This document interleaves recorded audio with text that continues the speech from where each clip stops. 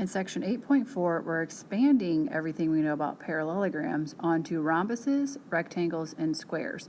So those three are just special types of parallelograms. A rhombus is a parallelogram with four congruent sides. A rectangle is a parallelogram with four congruent angles. And a square is a parallelogram with four congruent sides and four congruent angles. So it's basically as if a rhombus and a rectangle had a baby and it looks like a square. So therefore, a square is a rectangle, but a rectangle is not a square. A square is a rhombus, but a rhombus is not technically a square.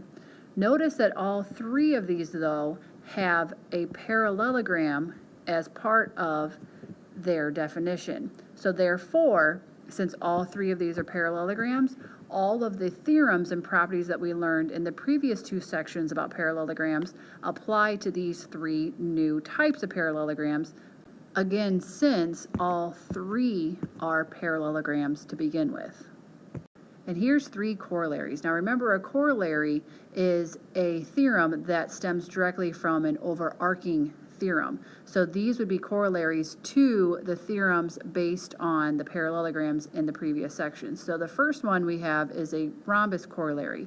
It states a quadrilateral is a rhombus if and only if it has four congruent sides. So again, it's a rhombus if it has four congruent sides.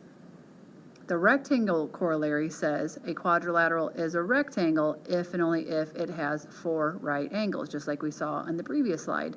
And then we have the square corollary.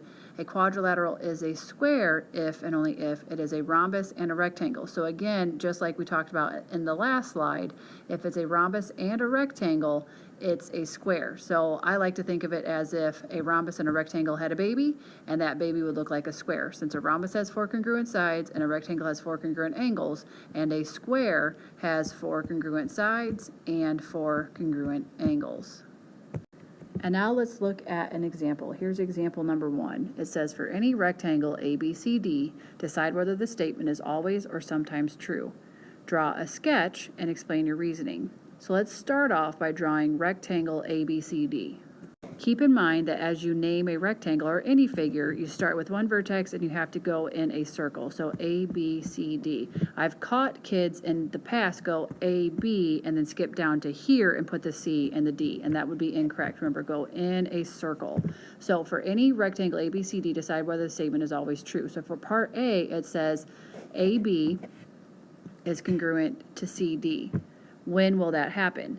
If it's a rectangle, it is a parallelogram, and in parallelograms, opposite sides are always congruent. So for the first part, AB would always be congruent to CD. Now on to part B. AB congruent to BC. So this time AB is congruent to BC over here. So remember, it's a rectangle. So since it's a rectangle, we always know that opposite sides are congruent. So AB would be congruent to DC and BC would be congruent to AD. However, how often AB would be congruent to BC would be determined by whether or not rectangle ABCD was also a square. Remember, a square is always a rectangle, but a rectangle is not always a square. So AB would only be congruent to BC sometimes, and that sometimes would be if the rectangle was also a square. And now on to example number 2. It says, classify the special quadrilateral. Explain your reasoning. So the first thing I notice is that opposite angles are congruent. If opposite angles are congruent, I know that it's a parallelogram, based on what we knew from section 8.3.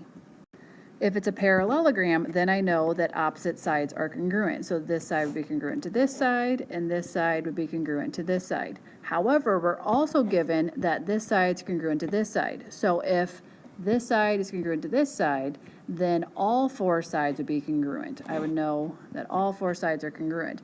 If all four sides are congruent, it would then be a rhombus. Specifically, it would be a rhombus.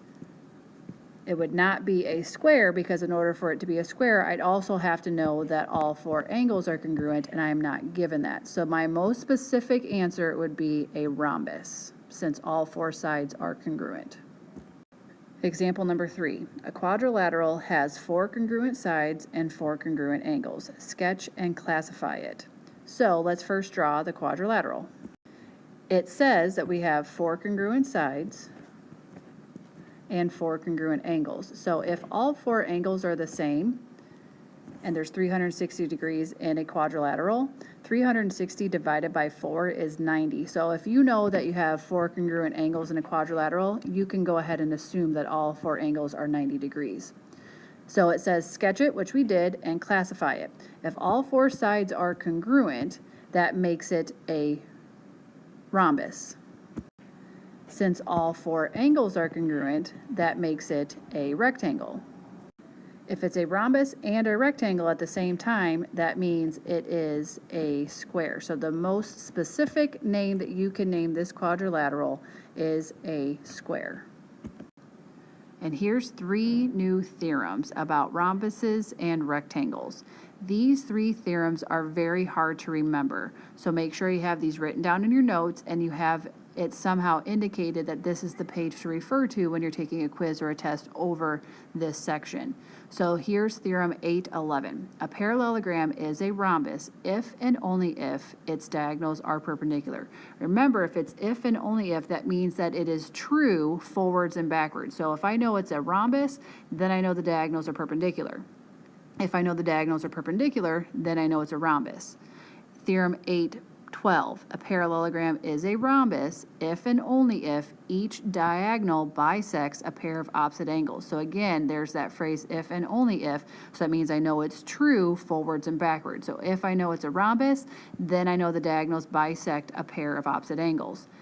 If I know that the diagonals are bisecting a pair of opposite angles, then I can conclude that it is a rhombus. And so what this means is the diagonals AC and BD bisect the angles that they are intersecting. So AC bisects angle A and angle C, meaning it cuts them into 2 congruent angles. And diagonal BD bisect angle B and angle D, which means again that it is bisecting angle B into 2 congruent parts and angle D into 2 congruent parts. And theorem 813, a parallelogram is a rectangle if and only if its diagonals are congruent. So again, there's that phrase if and only if, which means that it's true forwards and backwards. So if I have a rectangle, I know the diagonals are congruent. If I know the diagonals are congruent, then I know it's a rectangle. So if I know that AC is congruent to BD, then I know it's a rectangle. If I know it's a rectangle, then I know that AC is congruent to BD. Example number 4, sketch a square EFGH. List everything that you know about it. So let's first, just like it says, sketch square EFGH. So now let's start listing everything that we know. Since it's a square, we know that all 4 sides are congruent. So I know that EF is congruent to FG, is congruent to GH, is congruent to HE. Also, since it's a square, I know that all 4 angles are congruent. So therefore, I knew that E, F, G, and H are all congruent. Since I know they're all congruent, I also know that all 4 angles are right angles. Since a square is a parallelogram, I know that opposite sides are parallel. Therefore, I know that EF is parallel to HG, and I know that FG is parallel to EH.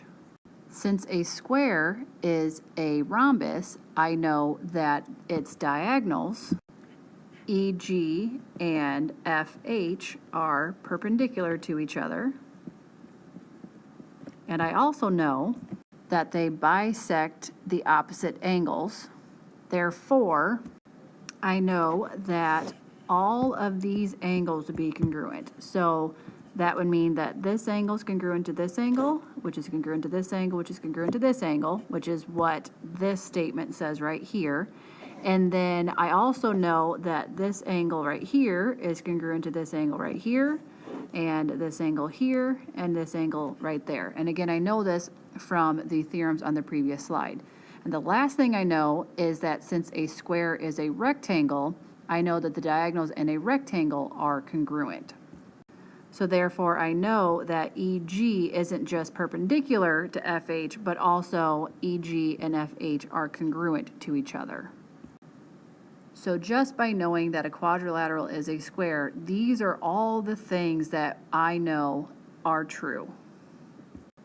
And now on to our last example, number 5. You are building a case with glass shelves for collectibles. Notice in the diagram, it shows you that all 4 sides are 24 inches long. Part A states, given the shelf measurements in the diagram, can you assume that the shelf is a square? Explain. So notice that all we're given is that all 4 sides are 24 inches, so all 4 sides are congruent. We are not told that all 4 angles are congruent. In order for us to assume that the shelf is a square, we'd also have to know that all 4 angles are congruent. So my answer would be no, we cannot assume that the shelf is a square because we only know that all 4 sides are congruent, but not all 4 angles are congruent. Therefore, we can only assume that the quadrilateral is a rhombus. In part B, it states, you measure the diagonals and find they are both 33.94 inches. What can you conclude about the shape? Since the diagonals are congruent, we have a theorem that states that if the diagonals are congruent, then the quadrilateral is a rectangle. And since we know it's a rectangle, and in the previous part we knew it was a rhombus, if you have a rhombus and a rectangle, you have a square. So again, now that we know that the quadrilateral is a rhombus and a rectangle, we now know that it is a square. Therefore, we now know that all 4 angles are congruent. This is a great life lesson. If you're trying to decide if something that you know has 4 congruent sides is a square, just measure their diagonals, because then if the diagonals are congruent, you know it's a rectangle, which makes it a square. So again, if you're ever constructing anything, you can just measure the diagonals to see if it is a rectangle, which again turns it into a square as long as all 4 sides are congruent. That's it for this section. Make sure you jot down anything you did understand that we can cover in class, and we'll see you then.